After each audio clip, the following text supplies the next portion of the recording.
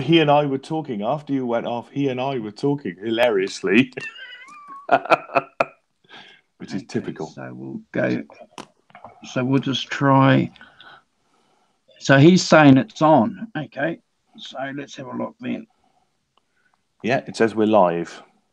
Cool. So we are. So I'm sending him his post.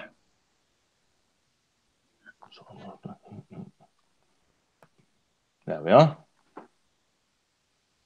Okay, so we can see John. Oh, I can hear you. Sending him his post. Hey. Better late than never. So you can hear me? I can hear you now. Okay, yeah. Couldn't hear you before, buddy. I just did some quick Google search. Yeah, these iPhones are very, yeah. Very. The newer they are, the more they're very. Yes, absolutely. So turns out I completely thought I had my old iPhone, which I had 3 days ago. But then I realised I got a new one. Had to download that Hangouts app, and then I had to register my email. And then we finally saw you, Andrew, but I had no voice. And then I had to go to the Google search to find out how the iPhone microphone works. So now I've got the microphone going. Far out. Annoying. Oh, dear. So won't happen next week. You'll be back to your old one, yes. So it's R2, R3 saying that we're better. So obviously there's no echo R2. No, I can't hear any echo either, which is cool. Yeah. Awesome. I don't know what was causing that. So sorry, I missed the first 25 minutes. What did what riveting information was provided care of you two? It don't amount to a hill of beans. Nothing. Nothing. We just introduced the topic of the show, which is a discussion about why the British rock bands in the early 70s were outdoing their American counterparts, the reasons why. Should we go around a circle and we'll each give our own opinion? Well, Simon was in the middle of giving us an analysis before crap. We found out that he was echoing. So bummer. Take the floor, Simon. Okay, well, Carl, just a reprise what I was saying. I did a bit of looking at this, and what I was saying is that my feeling about it is that the biggest bands of the early 70s, like Zeppelin, Black Sabbath, Deep Purple, the Stones, all those guys, they had started in the sort of early 60s. I know Deep Purple and stuff, they didn't actually, Black Sabbath and Led Zeppelin, they didn't actually start as bands till 1968, but they were all playing through the 60s, and they had a direct link back to that sort of 50s rock and roll thing. Elvis and that, and following on from the Beatles. The Stones very closely following on from the Beatles, but seemingly, so they all started in, those bands had started in the 60s, and by 1970, they'd had albums out, and they toured, and they were kind of in a preeminent position and seemingly in America, I was saying that most of the big bands that we think of in the 70s really only started in 1970. So if I get Leonard Skinner started as Leonard, they started before that, but they started as Leonard Skinner in 1970. The Eagles, 1971. The Allman Brothers, 69. The Doobie Brothers, 1970. ZZ Top, 1969. So they're behind. They're behind what, they only started playing at clubs. America's much bigger. Leonard Skinner, had quite a lot of regional success before they got into sort of the national arena, not until the mid-70s. And I think that's, they 3 or 4 years later than the English bands. And so the English bands, there was a gap, and they could kind of cruise into it. So by the early 70s, the biggest band you went in America was Led Zeppelin. You went to see Led Zeppelin in a stadium, and kind of, whereas these guys, but by the same token, the bands that had started in America in the 60s had all kind of finished by 1970, 71. I mean, in fact, Creedence Clearwater Revival, they knocked it on the head in 72. The Doors, obviously Jim Morrison died in 71. Jefferson Aeroplane, they kind of split in half. The Beach Boys are a 60s band. The Byrds are a 60s band. Simon and Garfunkel, they split in 1970. Is Andrew still there? Can you see Andrew? Yeah, I can, yeah. Oh, cool. Yeah, I just see a black and white guitar. I could see his face. So for me, it's seemingly there's a kind of line in American rock music in about 1970 where these bands from the 60s that were big in the 60s kind of faded away in an odd way, and then the new ones hadn't really come through yet, and so as I say, there was this gap. I agree. What do you think, Carl? I echo those statements. Andrew and I talked about this about 6-7 shows back. For lack of a better word, America's always had culture, but they lacked a musical identity, especially with the whites in America in the 60s. So early 60s was bombarded with surf guitar sound and the Beach Boys, and then you had the Monkees.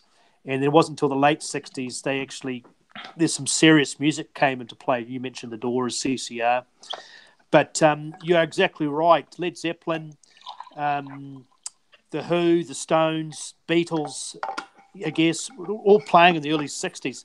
People forget that Black Sabbath and Deep Purple were playing in blues bands before they were named Black Sabbath and Deep Purple. I think they were called other names. So they had a lot of, like you were saying, they had a head start with the American guys because they were already doing it in the 60s. But I've kind of made a connection between the American bands and their roots. When you think of the Eagles, Lynyrd Skynyrd, Crosby, Stills, Nash and Young, those sort of bands, they have a country edge to them, more country than blues. So it's to do with the segregated radio stations and how they're raised. So the English were searching and probing for these black blues guys, and in America there wasn't as prevalent because everything was censored or segregated or bootlegged. You had to, listen to a radio show between 10 and 12 at night to listen to some blues guys because during the day it just wasn't, I was actually, is Andrew there? Yeah. Oh, cool. I was watching a Brian Jones segment, and I didn't realise this with that Jack Good show, that Englishman that did that American show, and they introduced Howling Wolf. That was a big, big deal in America at that particular time, that a black guy was given that much attention on a predominantly white show. Just shows you how, that's interesting, and that was happening in England in the 60s, wasn't it? I remember, famous Sister Rosetta Tharpe standing on a station somewhere playing away, kind of wow, So to echo your statement, I think that America had a lack of musical identity, and the Englishmen, their garage bands, which turned into blues bands, then turned into blues rock, then heavy rock. They basically found their own voice and dominated the 70s. Let's face it. Led Zeppelin, Pink Floyd, Queen, The Who, Stones, Beatles, Black Sabbath, Deep Purple, yes. Fleetwood Mac, Thin Lizzy, Dire Straits, just really dominated. Yes, indeed, yeah. Dire Straits will be later, but yeah. Go on. One band that I forget about, and I've got to give them a lot of credit because I love them, is ZZ Top. Yes, indeed, the Top. But apart from that, that's pretty much me on why and you mentioned the same thing, why the English dominated, because they were plugging away for 8 years prior in session work and pickup bands and Yardbirds and clubs. I agree with you guys too. I think we have to go back to the blues roots, that these British guys we're listening to, and what's interesting from my perspective is that the British guys didn't see the blues music that they were listening to as a race issue, as a cultural issue. They were listening to this music, and I agree with you, Carl. I think there was an identity with white kids in America. But certainly the race issue was a big thing. So, and you look at Elvis. Elvis was inspired obviously by the R&B that was going on at the time. But I think the British guys didn't see see that music as a race issue. Does that make sense? Yes. Well, it does make sense, they weren't bothered by it because they embraced it. Where the American whites, a lot of them, not all of them, but a lot, were conditioned to think these people are different, as opposed to these people are immensely talented or have something different to offer. Because even the churches were segregated. You had black churches and white churches. But the music. Can we take a little bit further and say that the British have always had a history of borrowing bits and pieces of other cultures for 200, 300 years before. So they've got that whole history of taking something that's not quite theirs and turning it into something that is very British. Yeah, I really enjoyed Cups of Tea, but then I realised I was broken-hearted. It came from India. I always thought it was British. Sadly not. Yes, she is. Different coloured mugs this week, Carl. Does that make any sense to you, being an Englishman, being British, Simon? Does that make any sense? I think it does to some extent. I also think that there's a certain part of, if you're going a long way back, that if you've been invaded, and I know we haven't been invaded since 1066, but that we are made up of different cultural backgrounds going back a long way. That we've always been an outgoing, in all that navigation and kind of discovery and all that kind of stuff. You are appropriating things that you find and bringing them back, into your own culture. So I think so. I think it's, there's also that whole thing about, I would say there's a kind of post-war element to this as well. These guys that we talk about, the bands I ran through, they're post-war babies, and whereas, the Stones and the Beatles, they are about post-war, but these guys are definitely baby boomers types that are very so born in the early 50s, kind of that next generation on, and then they're bringing in that new kind of optimism. But that's why they're 5 years behind, because and you're right, I think that segregation thing, I think, whereas here, is that famous story of, is it Mick Jagger, Keith Richards sees Mick Jagger with a blues album under his arm, kind of thing, and thinks, wow, there's a guy who's interested in the same things as me, Where'd you get that record? Yeah, where'd you get that record? Yeah, no things, and particularly Liverpool being a port, imported things and imported records, and that's how they came in. Sailors bringing them back from America. And then they get assimilated into the music, But also, as you say, the advent of television as well, But that thing about English pop, Ready, Steady, Go, and all the things. I remember that Rosetta Tharpe, and obviously the blues guys came here in the 60s, didn't they? They kind of toured with pickup bands, didn't they? Go on, Carl. You want to say something? Yeah, I reckon there's a correlation between just being over there and just having a brainwave now, that occasionally happens. Is what was the music in churches like pre-Beatles, pre-Stones? Just standard hymns? Oh, it would have been hymns. Yes, it wouldn't. It would have been nothing like that kind of gospel. Okay. So Aretha Franklin crossover stuff. In America, they have what's called the Bible Belt, which is the southern states. Yeah. So it's very Pentecostal. So not only in the black churches, but the white churches would have very lively music, very emotional, very energetic. I think that would have had a lot to do with the British picking up a lot on that blues, thinking, well, not only is this different, this blues music, but it would have come from the churches. Yeah. So even the American whites were into a lot of that kind of music as well, but to a different kind of style, I guess. But I think British would have been brought up very conservative in hymns, and then you hear Sister Rosetta Tharpe and music about trains and music about movement and loss of love and loss of life and going to the Hardship. next city. Yeah, as kids, we love those kind of cowboy metaphors of, taking your horse or grabbing a train and going to the next city, or get a bit of money in your pocket and finding a lady, So it would have been.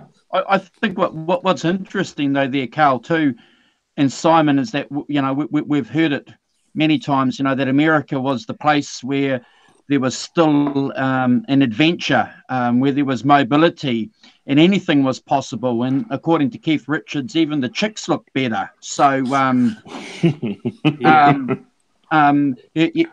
British guys, that they came from that grey post-war Britain, and I don't think a young Clapton or a young Jimmy Page would have been too interested in what was happening in India or Kenya at the time, but certainly the political mood in England must have had some effect on these guys, because the political parties were bringing in what they called the art schools, and they were trying to politically boost some kind of colour into the environment from a political level. Is that true, Simon? I think it is true. Yeah, I think it's it's what's exotic and what's interesting, and that certainly was America. You start to get the TV shows, don't you, coming in, showing a kind of showing stuff in sort of not true, but in colour. You've got that colour thing, isn't it? The 50s was black and white, and then the 60s was in colour. And I think that's certainly feeding into the UK. Just going on to, I think that the other thing we need to remember is that when the Stones, particularly the Stones, hats off to them for it. When they went to America, who did they take on tour with them? People like Ike and Tina Turner and stuff like that. They took black bands, black blues guys, on tour with them, didn't they? When they went to Chess Records and recorded there. And who was decorating when they arrived? Was it Muddy Waters who was decorating it? Was decorating when they arrived? Right? What? Earning a crust by decorating Chess Records. I think it was Muddy Waters. He was painting the ceiling white. I that's think not metaphorical. I don't know what is. Yes. And he wanted to paint the White House black. Yeah. I think too that the British Cats had a sense of community, because England's smaller. If you look at John Mayall, for example, when he started that blues band in 1965, John Mayall was travelling from London up to Manchester and across to Birmingham all in one day, Simon. Playing 4 gigs in one day. So they had a sense of community, and they were building on these young cats who were listening to the music, obviously, because they were fans, and it was bohemian, this music that they were listening to. It was like cool. And then you had the other cats that were coming along that wanted to play that music. Yeah, it's quite cool and quite art school, wasn't it, in the 60s? Yeah, a lot of those guys went to art school, like Jagger and Richards, so it was quite compatible with that kind of art school mentality in Britain in the 60s. And these guys would have had ears. When you hear like Muddy Waters play Rolling Stone, it's got a lot of bravado, testosterone, and it's a 15-watt amp at dial number 9 or 10. It's overdriven. so there's a lot of power that they would have been, as young teenagers with testosterone, thinking, wow, this is manly. Man's music. Yeah. Sure. Skiffle's great. We talked about hymns. We talked about, the 50s, the Elvis and stuff. But this is real, because these guys were living what they were talking and singing about too. It wasn't fake either. No, absolutely, yes. And they've done that migration up from the south to the industrial north, Chicago and places like that, and on the trains and following the work, and Yeah. So like Andrew said, a sense of adventure, a sense of mystery, a sense of power, and just I think young kids could relate to it as far as something that's just exotic or mysterious. What were the venues, Simon, that these guys were playing at? What was an average venue that, say, John Mayall would have played in? Well, I think in the 60s they would have been clubs, and I mean places like Locarno ballrooms and stuff like that. That were in every city, but also clubs, a lot of clubs, pubs even. I mean, I think in the 60s there were a lot of places where people played, people went out. Ballrooms. Yeah, ballrooms certainly. Locarno ballrooms. Yeah. That's what Locarno's were. But and I think that besides, as I was talking about last week, those kind of municipal halls. Every town had a municipal hall. Bristol has the Colston Hall, which the bands then came to play. I think that was the same in the 60s. People played there. On the tours. As I think the Beatles, like jazz clubs, Simon. Were they like jazz clubs? People would go there and they would sit down on tables and have drinks and watch them, or would they like stand in front of a stage? No, seats for sure. Now, the Locarno ballroom. That's a good question. I don't know whether the Locarnos in the 60s would have had seats, because they're ballrooms. You'd expect them to have a dance floor and then sort of tables and stuff around the outside. So I guess it was still set up like that. Certainly most of the venues would have been sitting down. Certainly all the pictures I've seen of the Stones on tour in theatres and stuff like that, it's all sitting down. So the sort of the advent of the sort of standing up gig is not until much later. I guess the late 70s probably. My memory of going to see gigs in the early 70s it was all sit down wherever you went. Wow. Mainly in Bristol, but I went to see Led Zeppelin at Earl's Court. It was all sitting down. It was all seats. You bought a seat. If I went to see the Stones at Wembley, that was all seats as well. It still didn't have an area in front of the stage where people stood. An area in front of the stage where people didn't stand. Yes, very much, very organised and very kind of, people sat in their seats, and yes, there wasn't really any standing up that I remember at all. But I think even in the clubs, people in the clubs, you go and you get a table kind of thing. They probably had dance floors, but it's interesting. You certainly...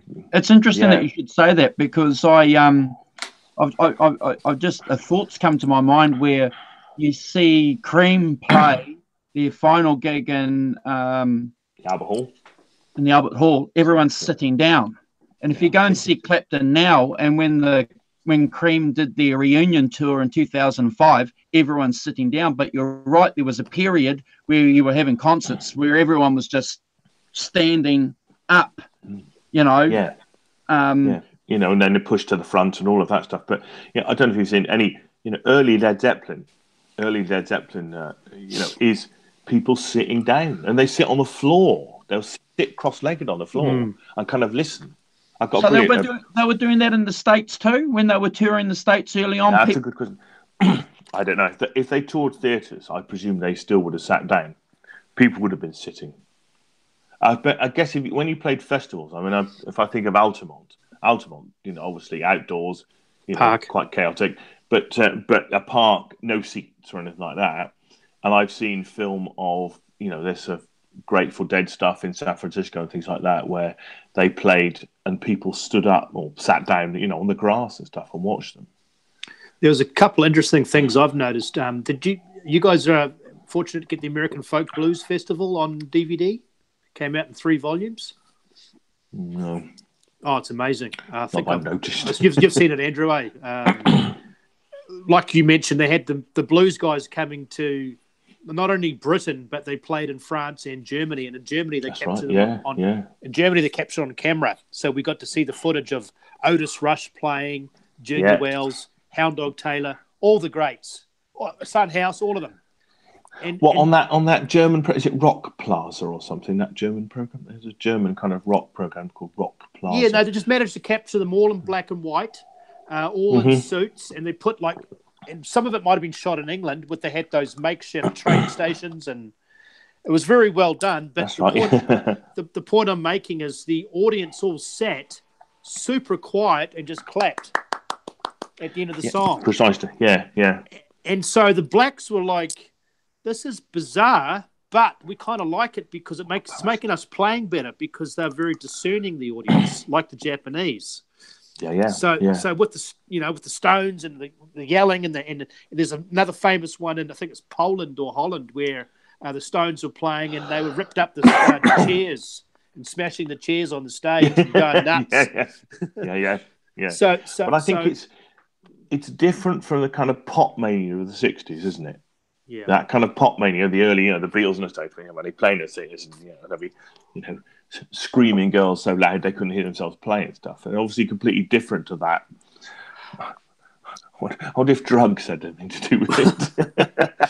or the fact that 5 years prior, the communist country, and now the wall's been, torn down and the door's been opened, the gate's been on.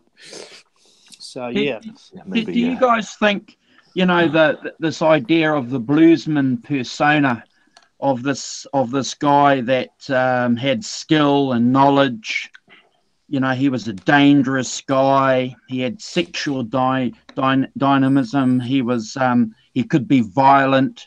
This whole persona that was around a bluesman obviously had an appeal to a lot of these English cats, and we see them taking that persona and transforming it into a very English thing with Mick Jagger, Robert Plant.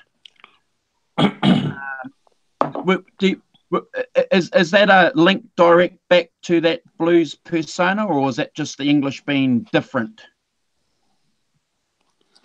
That probably is a link back. I mean, the front man has always been the front man, isn't it? From Elvis onwards, really, And although he did a bit, but, I think, that those guys, Elvis stuff, of course, Elvis didn't really play, did he? I mean, I know he played acoustic guitar a bit and stuff, but, the persona of Elvis is, he's got the three guys behind him and he's the singer and he does the singing and he kind of dances and gyrates and, and I think that's, for me, the start, where that comes from. So Robert Plant is, a direct descendant of particularly Elvis in that sense, and other people, like Gene Vincent, people with bands, Gene Vincent didn't play, he just stood and sang.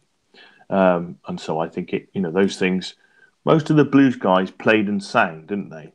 I can't think of anybody who didn't. Howling Wolf, perhaps? Or did he? No, harmonica. Yeah. Harmonica, yeah. But, kind of guitar. So, you kind of got, for me, I'm just trying to think of anybody else, but for me, that kind of, and Elvis is such a strong image of, a front man we're not necessarily, I mean, he only not playing an instrument very much. But he was very much, like Andrew was saying, a clean version of those blues guys, because what drew me to blues was a simple fact. All of a sudden, these black guys could wear suits. They had their pompadour hair, which they put a lie in there to straighten it. And they had, it wasn't uncommon for them to have a switchblade in their boot or their pocket. And the other pocket would have been a hip flask of whiskey. It wasn't uncommon for them to accidentally fall into a bed of another man's wife's bed. so a lot of them had like that. A lot of them had a dangerous mystique, and they actually weren't playing; it was real. Look at how Little Walter died. Sonny Boy Williamson and Robert Johnson was supposedly poisoned, wasn't he? By So there was a famous story of Buddy Guy was fresh off the boat, literally from Louisiana to Chicago, and he was talking to Sonny Boy Williamson. Muddy Waters, I think, gave him a ham or salami sandwich, but he met up with Sonny Boy and said, "So how do you do it? I've never seen you eat." And he goes, "Oh, yeah, I have 2 boiled eggs and the rest of the day is just whiskey. I hardly ever sleep. Does it day in, day out." Yeah. So to a tough guy like Buddy, he was meeting even tougher people. Yeah. Well, I think, that was inevitable then, wasn't it? That you were brought up and it was a rough, tough world. And, if you didn't look after yourself, then, there were plenty of people who were going to duff you over, cheat you, take your money. Another band that we haven't talked much about, but they were heavily drawn into that, was Eric Burdon and the Animals. Yeah, indeed. They had the suits, and Eric Burdon was a tough guy, and they came from these coal mining, steel factory, working class cities, Birmingham, Manchester, those sort of places, right? So they probably could relate to some of that, I think, too.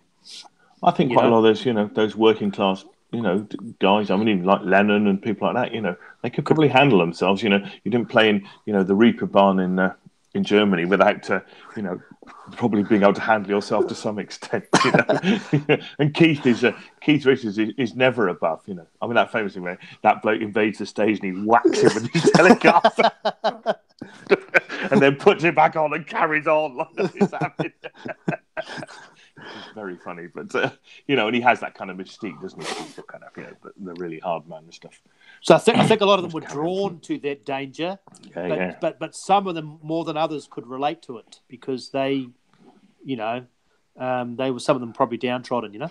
Well, Mick talks about it in that Crossfire Hurricane DVD. He's been interviewed by an English reporter about the girls screaming. And he said, well, they only scream in England. When we go to other countries, it's the guys. It's the guys that come along, and these young guys, and they're aggressive, and they're chanting, and they're jumping up and down, and there's no girls. So that dichotomy of girls in Britain and guys, young guys, and the reporter asked them, why do you think they do that? And Mick turned around and said, because we're exciting. Yeah. But also, isn't it? I'm going to throw this in. Is that the difference between pop and rock? So the Stones started, obviously, they were marketed with a team band. In the early mid 60s, they did pop records. They put on top of the pops. They were a pop band like the Beatles, and then when they go to America, it's a kind of different thing. I know they appear on Ed Sullivan and all of that kind of, but. I wonder if it becomes a slightly different thing by the time they start going to America, and by they're starting to become a rock band, and therefore a bit more mature and a bit less. So they're not attracting the screaming girls; they're attracting the rock blokes in a different way. Do you think does that have some merit? Yeah, it's a good point. I don't know. I think everything changed around '66 when people got a bit more conscious. And people started to read a few more books, and they got a few more hairs on their face, and became a bit more introverted, I guess, experimenting and stuff like that. Less screaming, eh? more drugs, less screaming. So I've just said the D word again. Well, I wonder if what you're trying to say was hugs, not drugs. Oh yes, that's what it is. It's hugs, not drugs. Summer of love and all of that. Yeah. But it's a good point. Actually, it's a good point about that. I mean, I know in the 90s in England, there was a sort of massive drop off in football hooliganism due to the widespread use of ecstasy. Which is very odd. They are kind of saying, drugs as a social control mechanism. I don't know. Well, I mean, if you smoke a lot of dope, screaming and kind of, is less likely to happen, isn't it? As you say, you're more introverted. You're kind of like, hey, well, man, and taking in the vibe or whatever. I could do this hippie stuff, no problem. But and I think you're right. I think that and you can line it up, can't you? The Beatles meet Dylan and smoke dope for the first time. What's that, 65, 66? LSD starts to appear, 66, 67. You're right. And there is an argument for 66 being, the last great year of the singles. And then it starts to, be in the albums and stuff. The Beatles start doing albums. Cover art. So what music, Simon, do you think... how Eric Clapton, for example, he said that the first time he heard Robert Johnson, there was something in the voice that resonated with him as a young guy because of the pain and the experience that he'd gone through with his mum not being his mum and the rejection from his real mum. Yeah. So what music would have resonated in him had it not been blues, do you think? That's a good question. I don't know I can't think of anything else that would have done, really. Chuck Berry. Maybe, I was going to say rock and roll. It would obviously be Elvis, Chuck Berry, Little Richard, whatever. Those guys must have had some resonance in there somewhere as well. It would have been rock and roll. I think you're so, right. yeah. It would have been rock and roll because if you look at the Beatles, for example, they weren't very much influenced by blues, were they? It was more Chuck Berry, Little Buddy Rick. Holly. Buddy Holly, absolutely, and obviously George Harrison's guitar hero was Carl Perkins. Yes, yeah. Of course. Yeah. So it was certainly rock and roll was the influence. So I suppose what I'm asking you guys is, and you have a guy like Peter Green. What I'm trying to work out in my study of being a British blues nut is, what was it that these British guys heard in the music? Because obviously they love the music. What that made them want to go out and put their own twist on it, and absolutely had some deeper resonance with them, deeper than just listening to it. So I don't know, really. It's a difficult question to answer. Why do certain types of music resonate with us, any of us? Like could be reggae, something like that. It's like. Why does reggae resonate with people? It's like, I'm not a black guy from Jamaica. I love reggae. It's or something like Bruce Springsteen. I'm not a white middle class bloke from New Jersey, kind of thing. With it, and yet somehow that resonates with me. I think blues was the perfect formula for someone to. Something different, but from a guitar point of view, 3 chords, 12 bars, everyone could join in. You didn't necessarily play it that well. You didn't necessarily play it. That's an interesting point, isn't it? About actually learning to play it, as you say. It goes back to our discussion last week, doesn't it? About if you're arriving at 16, 17. I mean, that famous clip of Jimmy Page playing skiffle aged. Was he 12 or 13 or on that TV? Have you seen that? Yes, yep. He gets but saying he's about 4'9" and about 43 pounds. Yeah, that's right. He's very smart. It's a very kind of but the point about that is that you're right. Is that it's comparatively easy to play. You could pick up something, can't you? And you can go. All right, it's achievable in 6 months or a year. I can learn that song reasonably quickly because basically it's quite simple. It's not complicated, It's not like learning Close to the Edge by Yes or something, which take you years, freaking out, to learn. But doesn't that? But the interesting part is that draws people in. I feel something for the music that I hear.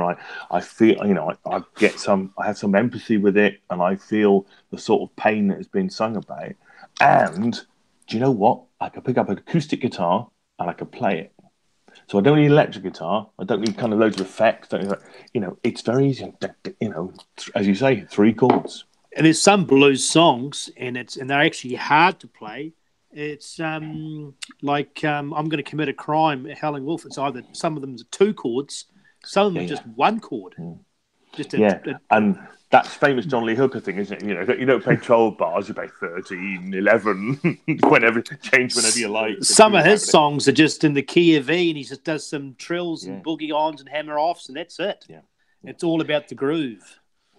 Absolutely. But very, very hard to play because you can start doing it, but you can easily wander off where he's just in that pocket, Yeah. Oh, I think, but you're absolutely right. To play it like he plays it is quite hard, but you've got that kind of the bottom layer is I can play an E chord and I can go dum, dum, dum, dum, dum, dum, dum, and then I can sing over the top, and I've got the basis. I can play the basis of it. I might not be doing all the trills and the fills, and I have to go and learn those and kind of figure those out, kind of thing, as you go. But quite quickly, you've got a song to play, haven't you? You've got something you can do, and you can. And I think there's nothing like integrating yourself into music by being able to play it. So I think that's the key. I think that's the key, Simon. I think that's why it had such an effect on these young cats in Britain, because it was relatively easy to learn.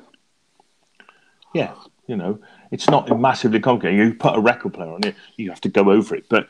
And the other thing about those records is, of course, probably pretty much done live. Probably, it's not overdubs and stuff like that. That, it might sound like a bloke's playing, 15 hands and 3 guitars, but it's pretty much one guitar. One, when you're listening to it and you go back over it and you can hear the riffs and hear the thing, it's that thing about being a lot of space in a mix. You're not having loads of you've only got 4 tracks or 2 tracks to record on.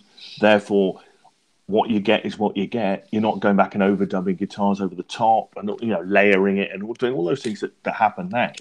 So when you guys are playing a blues, like a classic blues song, Simon, in your band and Carl over the years when you were playing, did you purposely play a standard blues tune differently, or was it just you guys jamming and then it would come out different? Was it a conscious decision on your behalf? For me, I don't think it's ever a conscious decision on what. I think you just learn the song and then you play it, and then the way that you play it is you. If you see what I mean, yeah. And I take your point completely. For me, it's the difference between a covers band and a tribute band. If you're in a tribute band, you've got to learn the songs. You've got to learn it properly. You've got to pretty much get them all off pat, right sort of sounds. You've got to have the right sort of look and all of that stuff. You playing a covers band, I was playing a covers band lots. Actually, that's exactly what you're not doing. You're saying, I'm going to play a song, but hey, we're going to do it like this, and we're going to speed it up, slow it down, change the instrumentation, do this. I think you bring something for yourself to it. So no, I'm not. I've never been one for copying things, in that sort of detail. Get the outline, bring what you bring to it. What about you, Carl? Yeah. In reference to the blues and trying to change it. Yeah, when you were playing, is it something? Yeah, when we did the blues a little bit, we tried to do the blues. You can't help but play it a bit faster, and I think that, like for example, the Rolling Stones' first album, there's a song called "I Just Want to Make Love to You." They sped that up. If you actually listen to the original, it's very slow, very barroom kind of what's the word? Very low down, down home. Sorry, hard to play. So they figured out, well, it's easy to play if we just rock it up. And but when we played those blues, it's really hard to get it authentic. Those guys are just, the slower you play, the harder it is to play. I'm going to say it like that. Yeah, I think that's probably true. Yeah. Because the drummer's got to play slow. He's got to get a groove. The bass player's got to. It's not easy. So those black guys are incredible, and it's the space in between the notes which gives us the swing in the groove. The swing, the roll. Yeah. In the rock and roll, yes. So I've tried it. Other guys haven't been as good. They've probably been good. I haven't been that good. So imagine between all the takes and the footage, we probably got it right maybe once. But it's hard to do. So just add your own flavour is probably the best way I can describe it. Which is exactly what the Stones did, didn't they? They took I Just Can't Make Love to You, and they played it the way that they could play it and the way that suited them. And they were smart enough to realise that even though they were copying, they could never be like those greats because they'd never lived those lives. Absolutely. Do you think they thought that consciously, Carl, or do you think they actually thought? I mean, when you're, do they think, hey, we're getting pretty close to this? When actually, their version is just their version of it.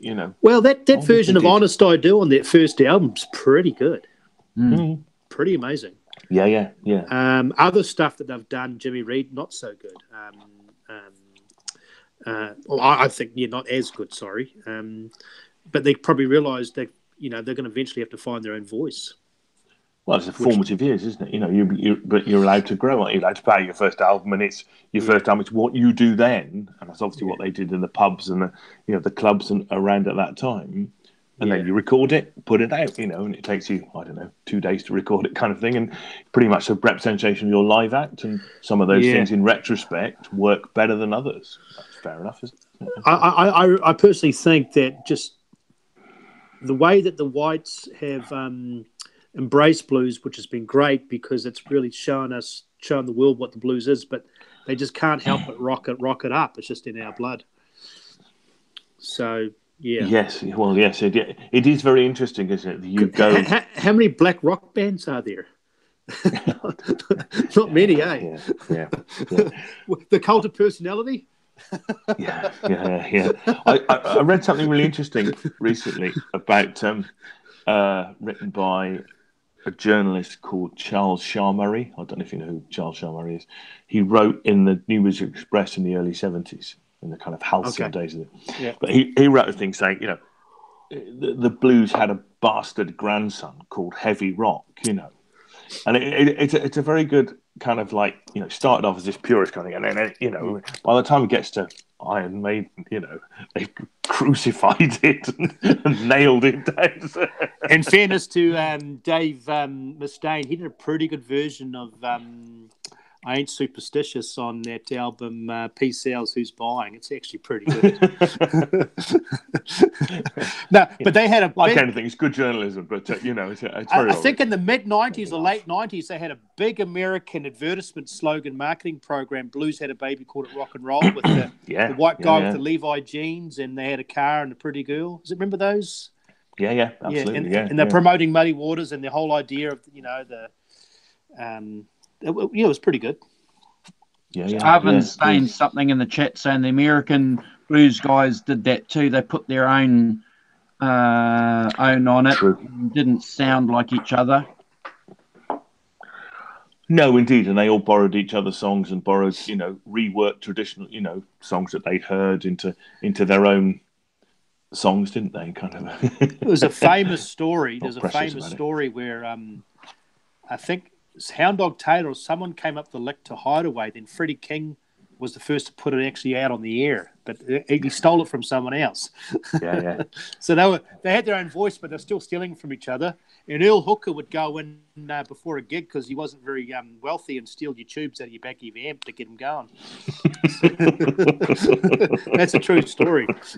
So if you felt like you weren't playing right or the amp was a bit quiet, Earl Hooker was a big smile over there saying, "I'll get your tubes." Nicking the L34 out the back, yes. Because they're just like light bulbs, just little sockets. Yeah, just pull them out. Yeah, absolutely. Oh dear, that's funny. That is just sabotage. Yeah. Even then, quite competitive. Yeah. But Andrew was talking about Peter Green before. This is another good quote that I read just recently, and I've read it before, and it just comes back to you because you forget. Muddy Waters said, if there's any other race that had the blues besides the blacks, it was the Jews. And if you read Peter Green's autobiography, he got a lot of anti-Semitism and coming from a poor working-class Jewish family. That had a lot to do with his music. He could relate to the blues because of that. Yeah. The oppression. That's interesting. Yeah, absolutely. So there was a lot of pain there. Yeah, absolutely. Yeah, well, the history I think of the Jewish race is a history of pain, isn't it? I think he liked minor chords too. I think. I think that's all he played. Bring out the sadness in us all. Yeah. But going back to didn't Peter Green didn't he start off as a bass player? Andrew, you posted this kind of article about it. Didn't he wasn't he playing bass and then 6 months later he came back as this like wizard blues player? Yeah. Is that do I remember that rightly? Yeah, apparently. Yeah, which kind of links up with your thing about at its basis, it's not that difficult to learn the blues, and then you learn the licks and you learn the bits, but actually, Peter Green's a fantastic player, but the interesting part is it didn't take him 10 years to learn it. Do you think, Simon, how we as guitar players we have a voice in us, and when you're playing the guitar or playing a song or a riff, you hear something and it resonates with you. I think, and Carl, you might agree.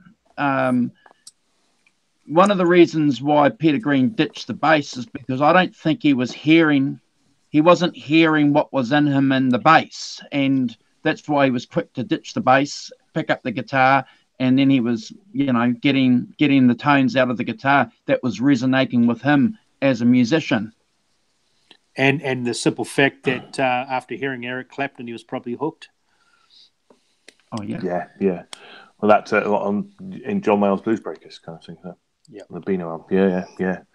I think that's probably true. I mean, so many of those guys started off on one instrument, then went to another, kind of, and did all sorts of things. Yeah, I think Peter Green's brother had played guitar. He played bass, and in his spare time, he was a butcher, chopping up meat. And one thing led to another. I'm not sure. I haven't read the book for a while, but he found, like Andrew was saying, a voice in the guitar that he could actually express himself, what of the things he was thinking about or had gone through or was about to go through. Mm-hmm. And as evident, his playing was remarkable from day one. Yeah. But as I say, that the article that Andrew, I think you posted, was it seemed to say that he'd gone away and kind of 6 months later reappeared as this. You thought, wow, is there any crossroads? Is there any crossroads in England, like train tracks that cross where you can make a deal? Yeah, it's probably Didcot, which isn't.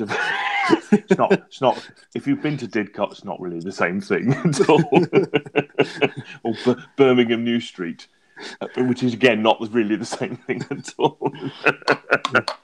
But I love those stories. I love those stories how they disappear and come back. Just Eric Clapton saying. Robert Johnson, isn't it? Robert Johnson is the classic case of that, isn't he? Went away and reappeared 6 months later, seemingly having made a pact with the devil and learned how to, play like nobody else, kind of thing.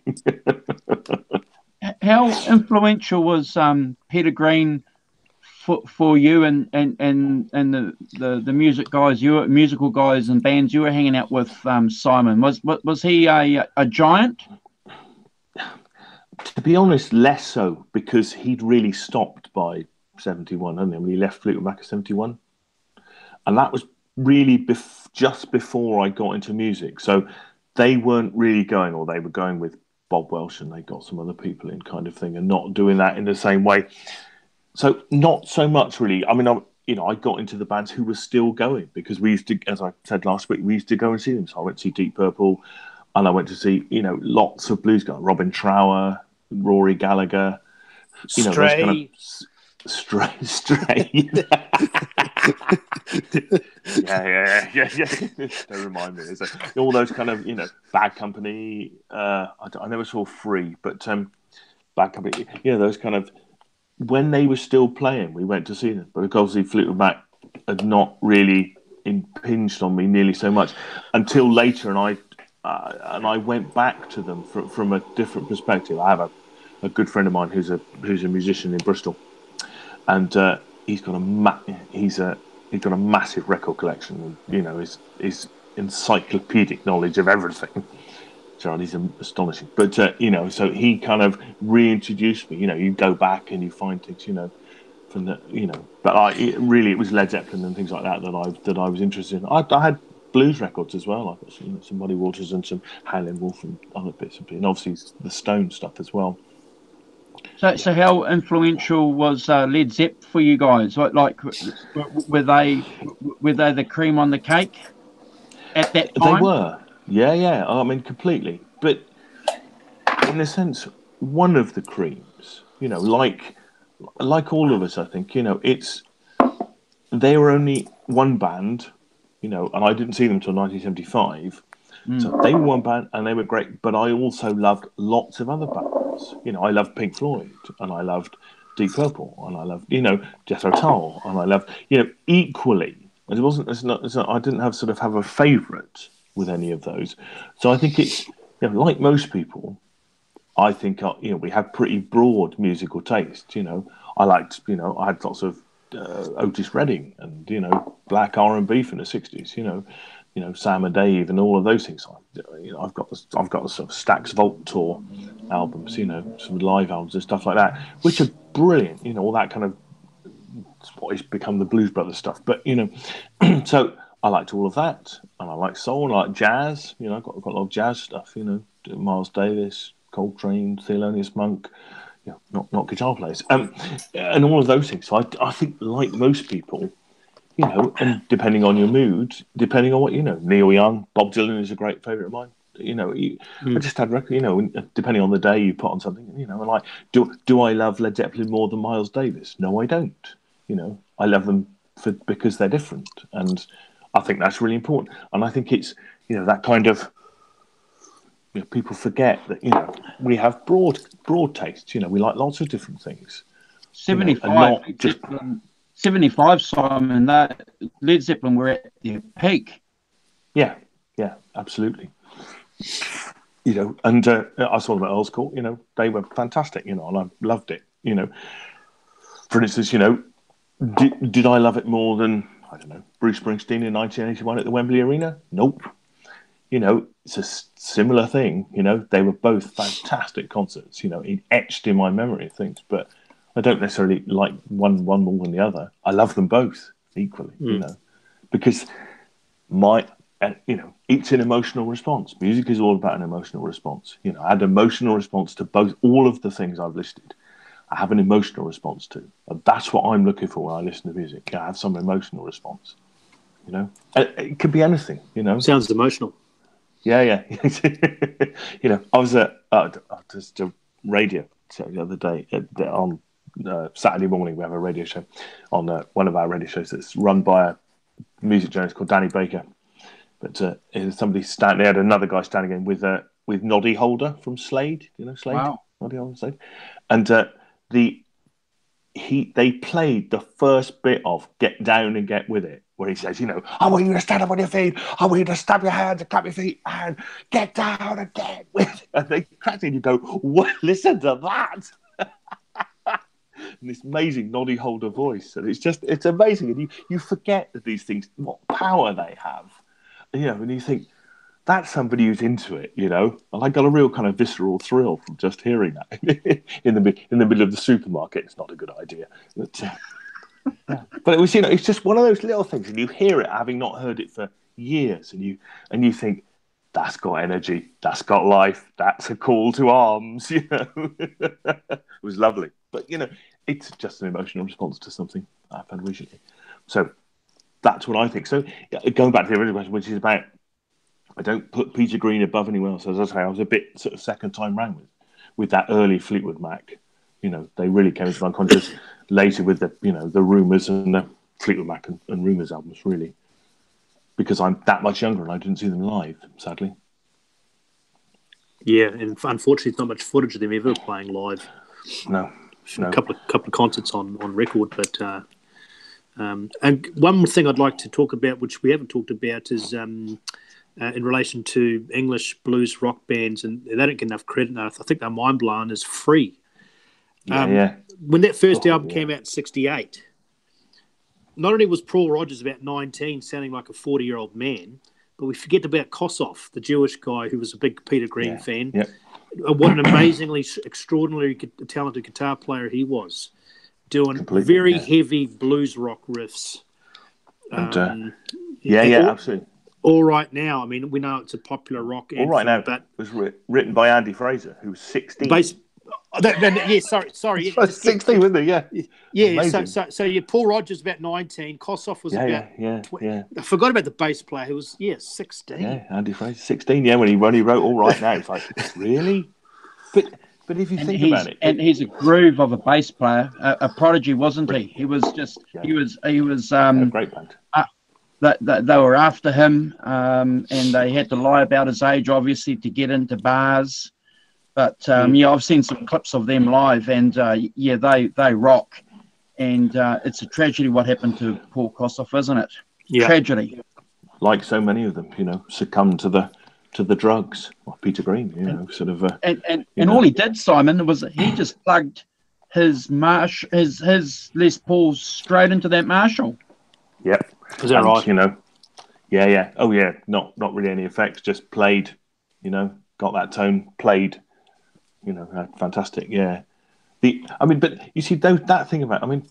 What's he called? Steve Winwood. When he was doing Spencer Davis, 16. Keep on Running. He was 16. He wasn't like 25 or anything. It's just quite astonishing, really. So Bob getting, Dylan, Bob getting Dylan back, wrote all those, getting all back these to like Tambourine Man when he was 20. Our theme from the start of the discussion: these British bands had not only these great blues roots, which they cut their teeth on and then branched out into rock, jazz rock, improv rock, whatever you want to call it. But they were just enthusiastic and hungry and talented and disciplined, eh? I mean, look at these guys. Completely. And they're still going. He's still doing it, going. yes. Eric's still doing it. Deep Purple, I mean, how many times have we heard on the radio Deep Purple coming to New Zealand, reunion tour? There's only about one original member left, though, unfortunately. Not so many of them left. And Paul Rogers. Paul Rogers you'd have a substitution thing, couldn't you? You could have a substitute. Tonight, the role of John Lord will be taken by Don Airy or somebody. Like football. I remember. Elton John's playing John Lord.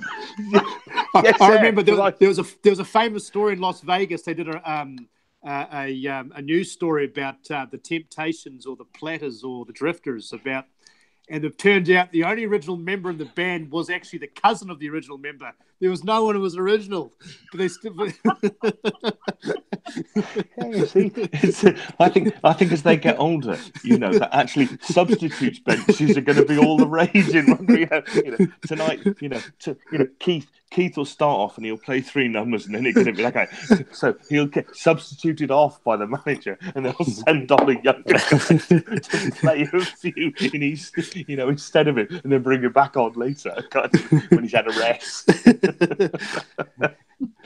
Yeah, they are substitution in rock. Should it be allowed? No, I've got from a Kiwi to what's the definition of POM? Prisoner of Mother England? Or is it? What's that? I don't know. It's a term we use. Oh, POM. Oh, yes, of course, it's POM. Yeah, sorry. But that's a new description. You guys really just stuck your teeth in the early '60s and really gave the world a real kick up the backside. And then took it out and sold it back, particularly to the Americans, in a kind of way that, surprised no end, surprised them no end, I think, but, and my guess is that, that quite a lot of the bands that we talked about in the beginning, I know people like, Van Halen and stuff like that, they were influenced by Led Zeppelin and those British blues rock bands coming back over and, not so much. Can you imagine driving in your car, maybe what's an old English car, a Rover? And Cortina. Cortina, it's raining. Or even, let's say, just an American 18-year-old driving down the freeway and communication breakdown comes on through the radio. You're going to have a fit. Yeah. Yeah. What is this? Oh, completely. The energy and the drive and yes, absolutely. And that kind of, that's more of a rock and roll thing. But yeah, absolutely, yeah. But of course, that when they were doing that, rock and roll was only 12, 14 years old. That rock was only 12 years ago, kind of thing. And we talked about some great American bands, your Lynyrd Skynyrd's, your Eagles, the Doors, but none of them got as heavy as Black Sabbath or Deep Purple. No, they got some pretty. I mean, Smoke on the Water, far out. I mean, the actual song Black Sabbath with that dark chord, that 5th chord or whatever they call it, that drone chord. I mean, that's just revolutionary. That's a good point. Yeah. That's a good point. At that time, that's pretty hard to bring to mind any American bands that sounded heavy. But I will stick up though and say that the Allman Brothers gave that American rock and roll, some authenticity that probably the British guys couldn't bring because of their southern roots. They brought some authenticity, but they weren't heavy at all, were they? No, no. They had a jazz, blues, Latin feel where a lot of those other American bands had a country rock feel. So, due to their, like Andrew's saying, their roots. So do you think? Is there some truth then to Tony Iommi working in the factory and hearing the machines and the banging? So is there some authenticity to what they were hearing? That's what he said. Yeah, and the industrial Birmingham was a very steel-orientated industrial town, city. Famous for sort of cutlery and things. So yeah, completely. That kind of very industrial, the industrial Midlands. The heart of British Simon, industry. being an Englishman and being around it and seeing it, driving there. I've never been to England. Where does England get their heaviness from? Your Sunshine of Your Love, which is a heavy riff. Your Smoke on the Water. Yeah. Where does that heaviness come from? Yeah. Good point. I think it's a good point, isn't it? Part of it must be the sort of industrial thing. I think in part, it's difficult. In part, it's probably just that thing about needing to be louder. You've got that thing where you start off in the early 60s and mid 60s. The Beatles are all playing Vox 8030s and stuff. And then they all go. Jim Marshall makes his Marshall amp, and all of a sudden, you're a 50-watt territory, and you crank it up, and you could start, and then you get 100-watt amps. Now, when you play with a 100-watt amp and you crank it up, you are going to play differently. You're going to do stuff differently to when you've got a 30-watt Marshall amp, 30-watt Vox 8030 or something like that, or a Fender amp that is designed to play clean. It's designed to be loud and clean. Those Marshall amps are designed to be, they're based on Fenders, but they're designed to be, a bit louder, and then they get a bit, dirtier. They break up, and you get that kind of now. When you start getting that break up, then the things that you play take on a different characteristic.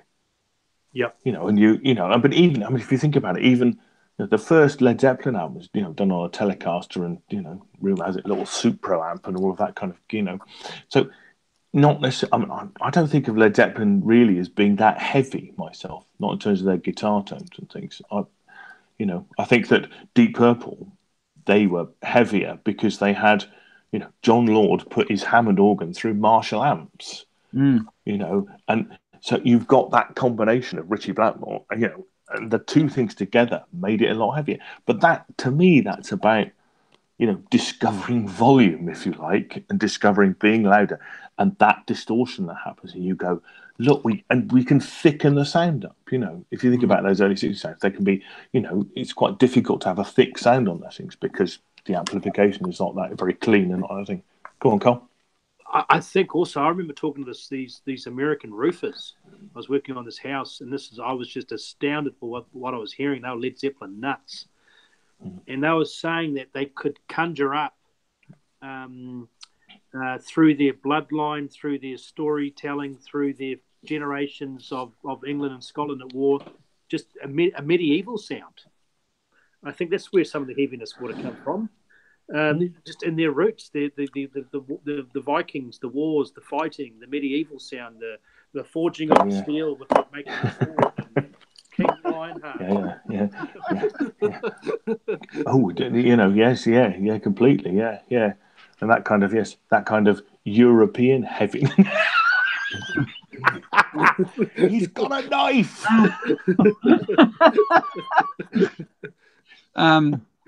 So what's Jimi Hendrix's excuse then when he came to England? Because he wasn't listening to anything industrial, was he? It was just probably what you were saying, Simon, volume, those Marshall amps. I think that goes back to my point. He arrives here and he's been playing in, soul bands and stuff, and kind of, backing up, those famous pictures of him backing up, the soul guys in the 60s and things. And, obviously having to play quite clean and having to play quite controlled. He comes here and he gets a Marshall amp, all of a sudden, and he gets a fuzz pedal, and all of a sudden he's got feedback and he's got this big sound, Which were all English. All English, and if you think about something like Hey Joe, it's still quite light. It's still not kind of, it's only, he moves, you can feel him getting heavier as he understands the kit, and he can, crank it up, and he does some live gigs. And I think it is about, as much as anything else, it's a technical thing. The stuff that he's using, is gives him that drive and that kind of distortion and things, really, as the amps get bigger. You know, and you discover, don't you? You discover different sounds. You know, as I go back to my Deep Purple, you know, somewhere along the line, they've discovered that, you know, John Lord's got this organ sound through the Marshall, and that goes really well with Richie Blackmore's guitar. And they kind of mesh together as a kind of, you know, quite often quite a sort of one thing, you know, one sound between the two of them. The interesting thing about Richie Blackmore, he broke the mold. We're all so used to that heavy sound being associated with Gibsons and humbuckers. He was a Strat guy. And of course, Jimi Hendrix, you know, complete Strat guy, you know. Yes. There's definitely a correlation there, I think, between the two. Yeah, you know, that the Strat starts to get used when the amplification gets louder, and you can get that drive with the Strat. So and you guys bring up a good point. Hendrix was on the Chitlin circuit, and he was doing that. He learned a lot from Curtis Mayfield and those playing rhythm and lead at the same time, and those voicings and those chord progressions. Come to England, he could be free and express himself how he really wanted to be. He was accepted. They loved him. They thought he was a bit of a freaky. They gave him a Keith Richards. Linda Keith gave him Keith Richards guitar from a hotel room, and then a Marshall Stack and hello Purple Haze. What's all that about? Well, yes, indeed. Yeah, absolutely. You know, and all that kind of absorption of all that stuff and all that kind of built-up tension of not being able to play what you want to do. You know, twang. You can, you know, you're in on it, kind of thing. Do we know what songs Jimmy recorded with Gibsons? I don't know of any songs. Do you guys know any songs that when he was playing a Gibson guitar? Flying V's. He played Flying V's a bit. Yeah, that's right, for sure. I don't know what particular songs he played with the Gibson off the top of my head, but certainly, you know, I've certainly have a very strong image of him not playing Les Pauls, but playing Flying V's for sure. So I wonder how that would have sounded, you know, because he was playing those live, but I wonder what recordings we have. Maybe people in the chat might be able to tell us what songs that we know specifically were recorded, because I've got Strats and you play a Strat, it's a different sound to a humbucker, isn't it? And it just amazes me that he get that tone with the Strat, because I couldn't. No, but yeah, because we're not Jimi Hendrix, are we? So therefore, no. But I think you know. I think when Jimmy cut some deep blues, he might have played a few Gibsons on record. Don't quite. Well, of course, you know. No, well, I mean, people like, was it who did? Who's the guy? Was it Buddy Guy who plays at Flying V? He must have come across blues. Albert King, thank you, Albert King. He must have come across those blues guys, played with them when they were playing Flying V. So I'm sure he knew, you know, that it was kind of second nature. You know, nobody records just exclusively one guitar, do they? You know, you take a guitar, you go, oh, this has got a bit of a different sound. Maybe you know, it makes play differently, and you do different things. So I'm sure as Hendrix was in such of that kind of sonic development, you know, the difference between Are You Experienced and Electric Ladyland is immense. You know, think all those kind of experimentation stuff. You know, you could see it. You know, I think the Strats gave him just. I think he probably liked the Gibson sound, but the Strats with all those different pickups and toggle switches and volume knobs and being left-handed and turning it upside down just gave him a lot more options. You couldn't turn a Les Paul upside down and play it, could you? No. and I wonder if that's actually the key thing. Which, you know, the only Gibson you can turn upside down is an SG or Flying V. Which. Yeah, Flying V. That's true. Yeah. But you couldn't turn a Les Paul upside down and play it. What's interesting is that you have technicalities. You have Eric Clapton, who purposely picked a Strat because he wanted to turn his back on the Gibson and what he was doing with Cream. He wanted to bring his tone down, so he purposely went to the Strat, didn't he? Yes, he wanted to get away from that guitar virtuoso thing and get into that kind of band thing, doesn't he? Where he went out with Delaney and Bonnie. Yes, Delaney and Bonnie, kind of just going out and playing. He liked that J.J. Cale, Delaney, Bonnie country. So he was a man of many hats. He loved that blues outlaw look initially. Then he wanted to become that kind of southern country picking kind of gentleman. And obviously, in order for him to do that, he had to have a Strat. Indeed, yeah, a different thing. Doing all 461 Ocean Boulevard and all that stuff, which is much less of the guitar virtuoso, much more of the kind of integrated band thing, and just playing within that structure. And as you say, much cleaner sound and things. And then when he got into a bit of reggae, I Shot the Sheriff, the Strat was a perfect marriage. Mm. The other thing I'd say about the Strat is that because it's got that cleaner tone and slightly less thick, that if you're playing with quite a lot of other instruments and quite a lot of other people playing, cuts through. You probably you're in a narrow spot. If you play Les Paul, it's quite big and quite interestingly, that the Les Paul players all played in kind of 3 and 4 pieces, where they had to make a lot of noise. So I can see that in that kind of cleaner thing, where if you're in a band with horns and with blah, blah, blah, blah, that you might not want to be playing a Gibson. You might be playing a Strat because you've got a narrower, got different sounds, but, it's kind of got that clean, sparkly tone that fits in with other instruments, has can occupy its own area in a better way. Don't know. But you see, going back the other way, that all those 70s disco records, all those guys in 70s disco records played Les Pauls. You go and see, I don't know, those 70s bands. I can remember them all appearing on Top of the Pops, which is a British chart show. And, they all would play Les Pauls. You'd see Tavares or somebody or something like that, they're playing Les Paul, but they're playing it clean. So they got it wound off, but it's clean. It's not dirty or anything like that. So maybe that doesn't work. I don't know. It's a toy theories, isn't it? Waylon Jennings, his rhythm guitar player in his band played a Les Paul too. Yeah. See, yeah. No, that's right. It's players, Boy Brown. Yeah. So I think it's I think it's what you like and what you can get out of it, isn't it? What sounds Mick you Taylor can. Yeah.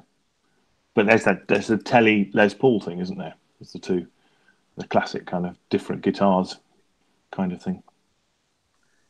It's interesting. Yeah. Unfortunately, I have to sign out. I should have signed out 3/4 of an hour ago. I've got to get up at 2:30. Carl, sorry.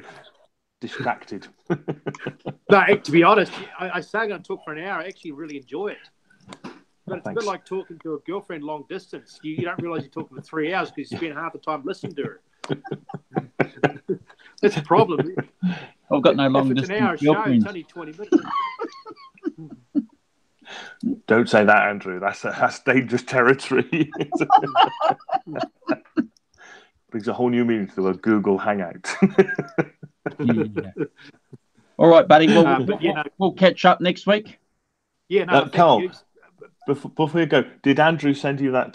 Did Andrew send you that MP3 clip of? Not yet. No. Oh, you haven't sent it to me. Okay, fine, cool. Is this you auditioning on Britain's Got Talent? No, it's not. It's Sam, you'll be pleased to hear. No, it isn't. No, it's an interview done by Tim Brits of a guy called Nick Lowe, but it's a story about Keith Richards when he just come out of prison doing his Canada thing, and he goes to play. He goes to the Bottom Line to see a man called Dave Edmonds, who had a band called Rockpile. Yeah, you're good. And to me, it's an hysterical story of this Nick Lowe, the bass player, is telling this story about Keith Richards, and Dave Edmonds, kind of hilarious, kind of, he's saying he can't play a monkey beat. He doesn't think anything of Keith Richards at all, which is really funny. Is that right? Yeah. No, yeah. I'll send it to you. Of him. My uncle's got a box set. Japan did a box set in tribute to Chuck Berry, and the jet to thank Keith Richards and Dave Edmonds. Yeah. Dave Edmonds could do Chuck Berry really well. Dave Edmonds is an amazing guitar player. But did he say that Keith Richards couldn't play a monkey beat? Yeah, that's right. Yeah, he's like, because they'd obviously toured. He toured with them in the 60s. He's like really dismissive of him in hilarious manner. But it is a very funny story and has lots of bits great. on it. Andrew, just send it across it. But I Well, listened to it again the other day, having remembered it, and I thought I must send it to you guys because it'll make you laugh. And I was just in hysterics in the kitchen. How listening to it. many jazz jazz nuts and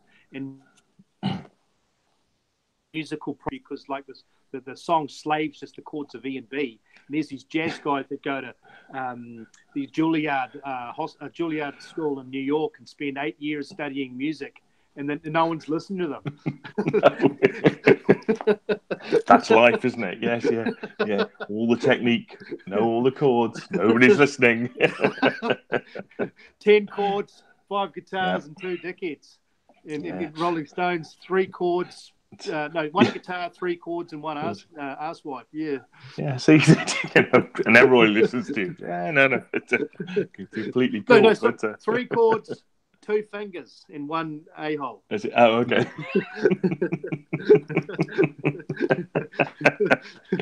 Juilliard is what? 8 years, degree, 30 band members, 80 chords, and 2 people in the audience. Yeah, that's an orchestra. Before you go, guys, if you can see that, if you find this book anywhere, pick it up if you haven't read it. It's called The True Adventures of the Rolling Stones. It's by Stanley Booth. Have you read it? It's very good, I think. It's really good. Yeah, it's a fantastic book. It's a. If you haven't read it, get it. I don't think it's even in print anymore. But if you see it, pick it up because it's a really cool book about the Stones in the early 70s and stuff. Yeah, really good. A legitimate one, eh? It wasn't a lot of rambling on. It was quite good. No, it is really good, and it has higher. He toured with them when he wrote the book, so it's a lot of what he's writing about's firsthand. I think the Stones were a little bit upset because I think he told the truth too much, didn't he? Yeah.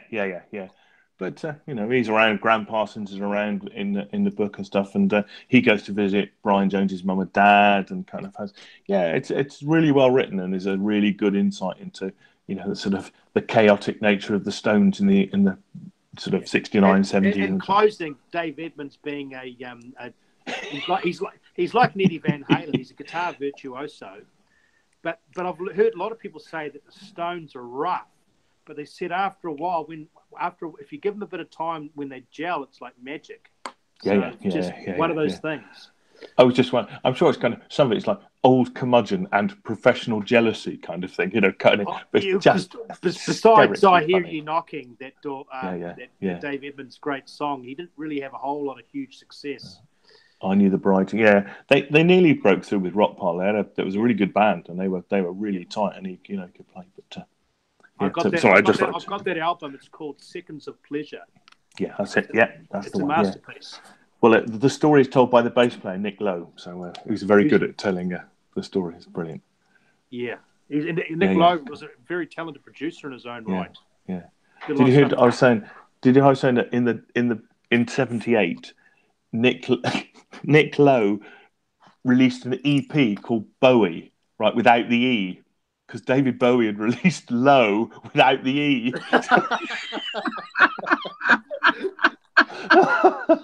Which is fantastic. Deliberately, yes, I'm going to make a joke of this. So what we've learned is England gave us power chords and a sick sense of humour. Is that right? Yeah. Yes, pretty much. Bugger all else. Really. Recycled what you already knew.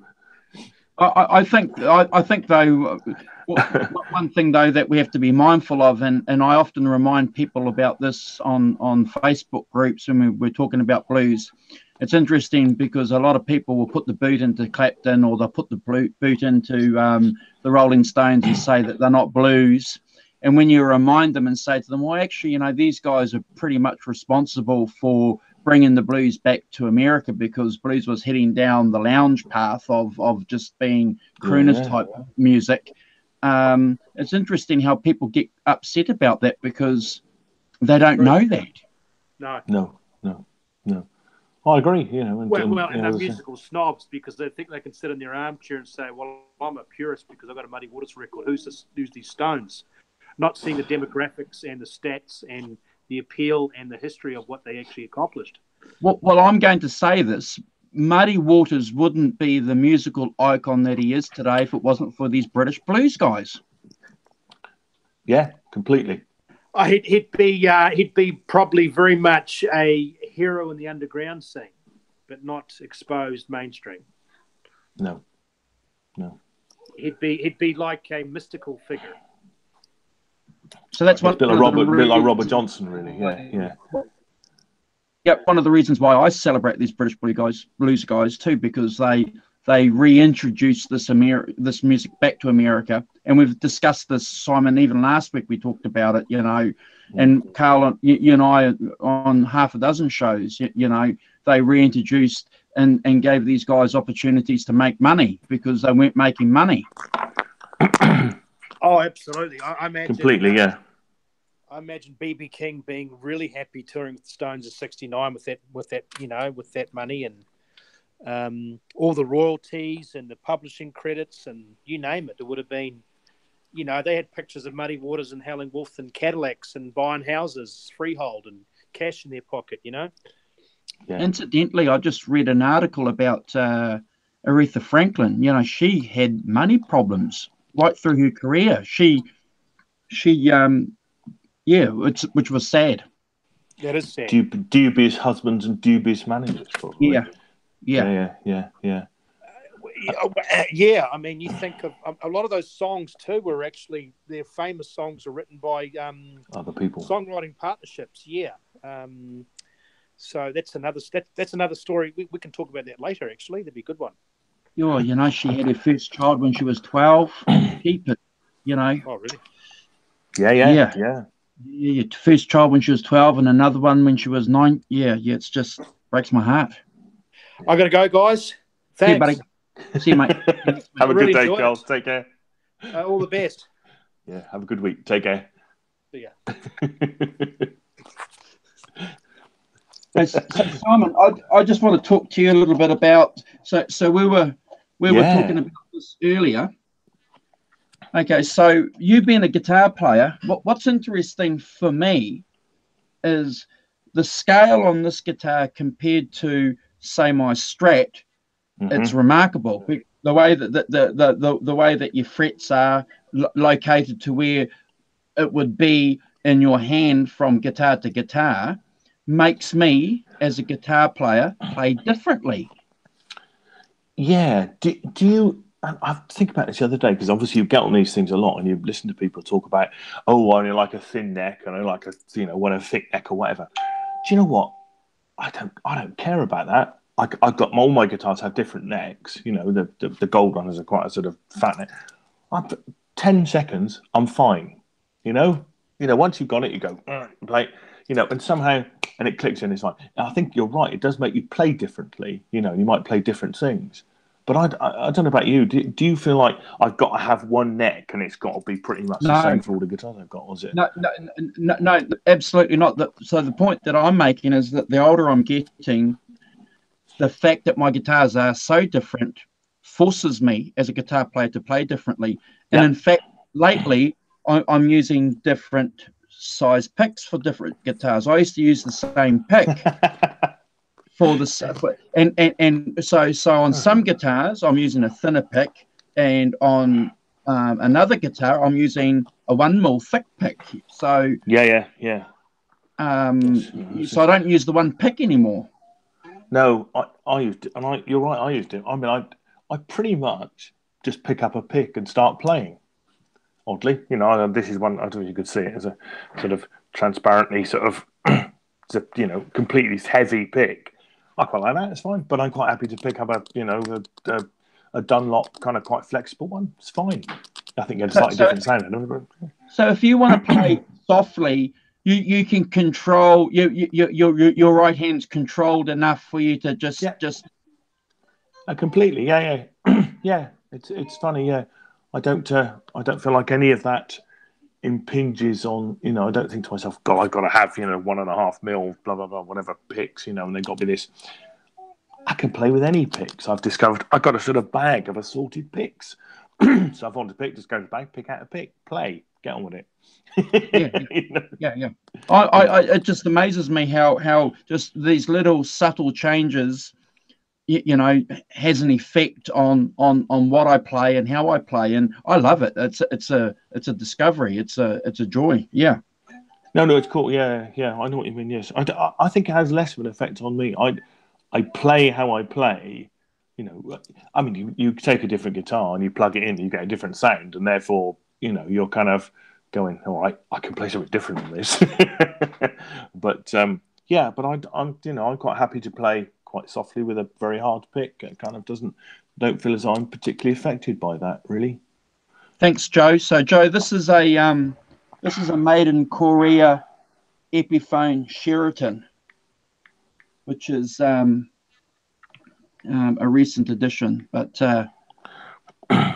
yeah, thanks, Joe. Yeah, lovely. Yeah, nice guitar. But just plays differently from my Strat, Simon. It's just remarkable. And from my 5150, they're just wow. Completely different guitars. Yeah. So what's your number one guitar at the moment? Your Chapman, your black.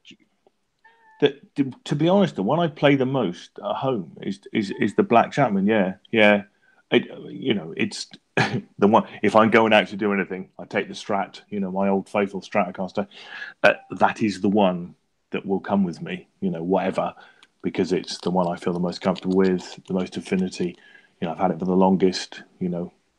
But yeah, sitting at home, I'll have the Chapman out and kind of just the black one and play it kind of thing as a, it's a cool guitar. I've got on with it really well. I mean, one of the things about those Chapmans is that, of course, they're designed by a guitarist. So they whatever else you might have to upgrade the pickups and do some bits and pieces, but the basic playability of them is pretty good. I've discovered they do things like they don't have finish on the back of the necks. The back of the neck's is unfinished. Doesn't have gloss. It's not a gloss finish. It's matte and it stops. They do the headstock and then it doesn't. The neck is unfinished, which is pretty cool. Which is only a guitar player would think of that, really. And I love that because all my guitars, I sand the back of the neck. Oh, do you? You're much braver than me. I don't sand the back of my guitars. I have them as they are. My Telecaster, I wouldn't sand the back of that, but that's got a gloss neck. That's got the classic kind of maple neck, gloss neck, and it's fine. I don't necessarily have an issue with it myself. I don't have particularly sweaty hands, so it doesn't I don't feel as though it affects my playing. But yeah, the Chapmans and they have kind of they have the cutaways under the lower things and stuff like that. You can see where somebody's gone. Yeah, if you cut this away a bit, shave it off, you can get further up into the neck. You can get on the gold one. You get to the 24th fret. Like on that bottom horn. I noticed that. So that bottom horn there, you can get under like that, Simon. Yes, absolutely. So you can get under it like that, and and you've got a bit more access to the upper bits. I've got fat fingers, so it doesn't work that well, but yeah, and it's those kinds of things that you think somebody's put some thought into them.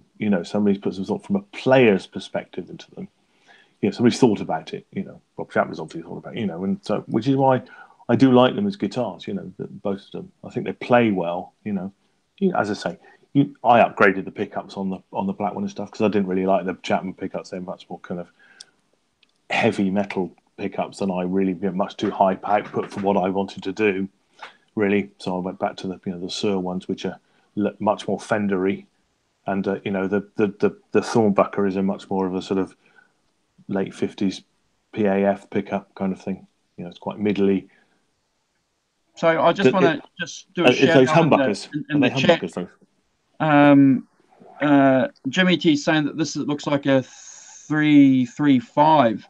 As I understand it, this is Epiphone's version of the Gibson 355. That's what, according to the research I've done. And Joe's saying that he's never played a Chapman, nor have I. No. Well, and it's quite difficult to play them sometimes. You have to kind of, But yes, the 335 doesn't have the block, does it? That's right. I think it has. It's just the hollow body, and that's got a block. So yeah. I think that's right. And it's bloody heavy. Surprisingly heavy, is it?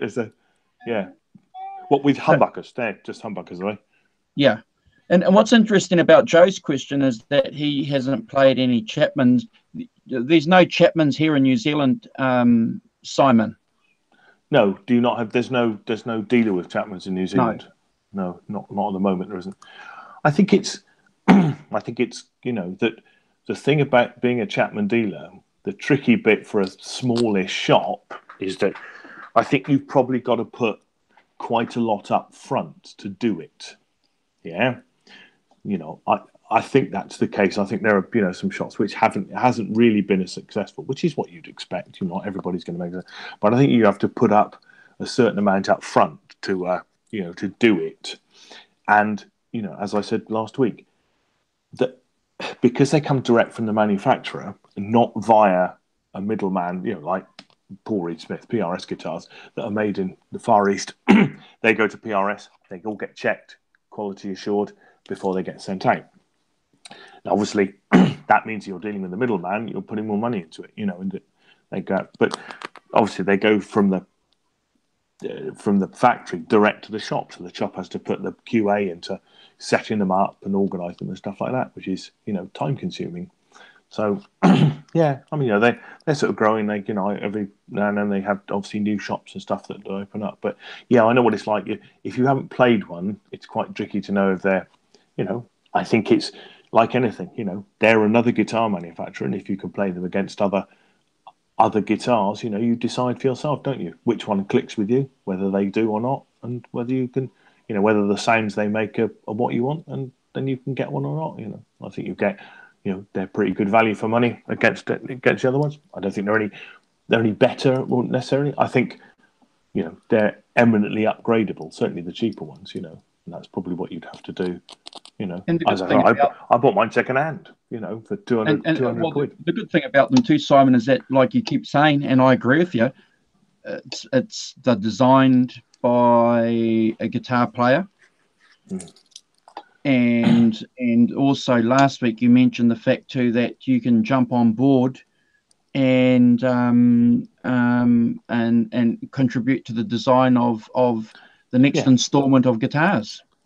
Yes, indeed. So they're bringing out a new kind of semi-hollow guitar. It's like a Telecaster semi-hollow guitar, and they did a sort of crowd design thing for that. What pickups do you want? What kind of, yeah. So, I think that's quite an interesting, which is an interesting sort of business model on the, building a community and building an ownership of things, because if you think I've had a hand in designing something, you're probably more likely to buy it,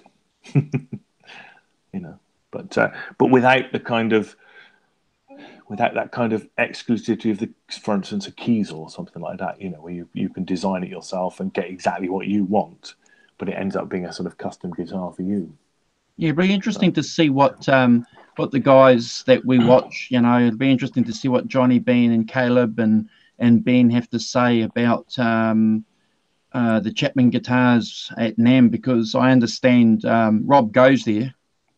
Yeah. Oh God, they do. The last 2 years they've done they did this big reveal this year of these very high-end British luthier-made guitars that are $3,500 a piece, kind of thing. Beautiful guitars. And they're very, they know what they're doing in marketing terms. A lot of people are watching it. A lot of people are putting it on, on YouTube. And they understand the value of those things and the marketing.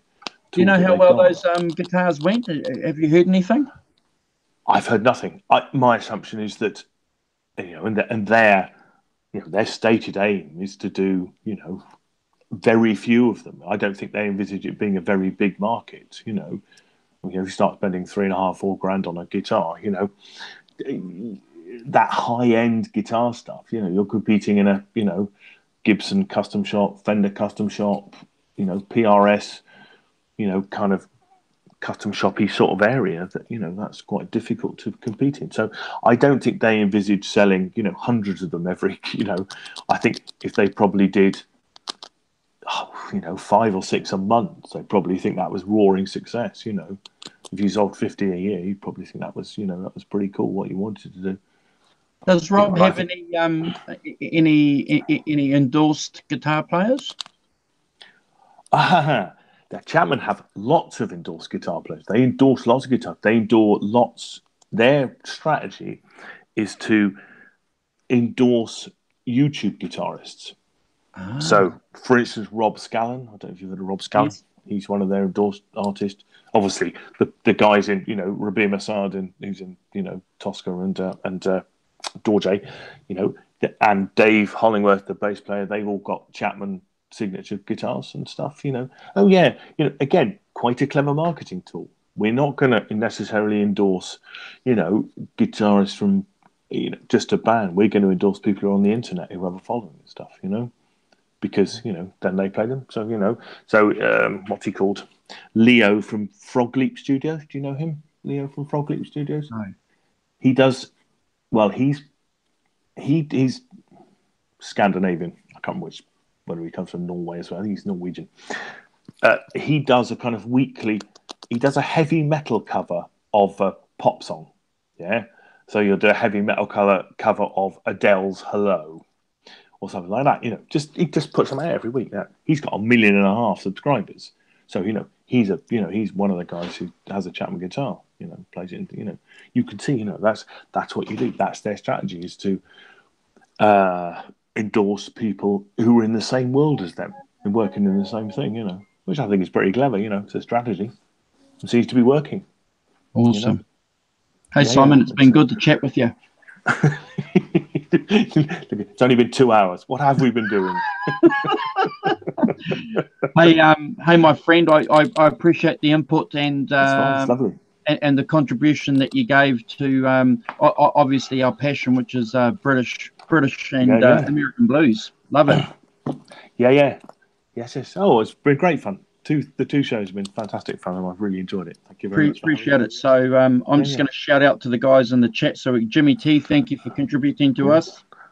Judd, R2R3, who popped in, R2R3, Joe. Judd's a UK man like me. Hi, Judd. Awesome. Yeah. And Jimmy T, and Arvon. So always appreciate the comments and the support that you guys give us, because did you check your Baby Metal? Did you check out Baby Metal? No. Obviously, is that a group? Oh! No, not yet. Not yet. No. I will. I promise. I will. I promise. Thank you, R2. That's very kind of you. Yes. So, Simon, anytime you want to jump on board and contribute some wisdom, please come on board. Yeah. We'll give it a rest for a few weeks. Fed up with the sound of my voice. But I hope you found it. I hope you thought it was a good experience. I've absolutely really enjoyed it, and and thanks for having me on. Thanks for all those kind words of all those people who watched it. Who are those people? Yeah. No, we love it, and obviously we're just music fans, and we want to share and contribute our experience about what we know, and like we were saying before, do it organically, which is what we are. Yeah, appreciate it, guys. Completely. Yeah, and it gives a chance for my family to laugh at me. Dad on the internet is my teenage daughters think this is horrific. I'll give you the last word if you want to say good night. All right.